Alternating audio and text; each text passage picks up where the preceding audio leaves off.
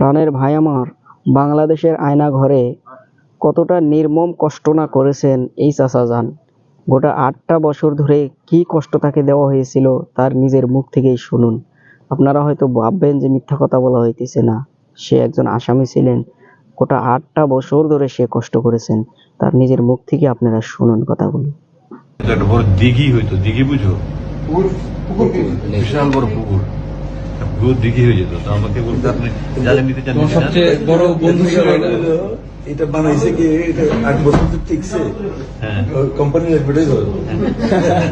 তো আমি শুধু নিচ্ছি, ঠিক জানি আমি শুধু নিচ্ছি এই কোরআন শরীফ নিচ্ছি, অনুবাদটা নিচ্ছি। তাই মুয়ের মাটি একটা চাইছিলাম, সুরবাইদার যে সাহায্য করতে খুব সুন্দর একটা বানাইছিলেন। পথে আমার পানি খাইতে হবে, পানি নিতে বলুন। আর কোরআন শরীফটা দেখি কি অবস্থা 8 বছরে।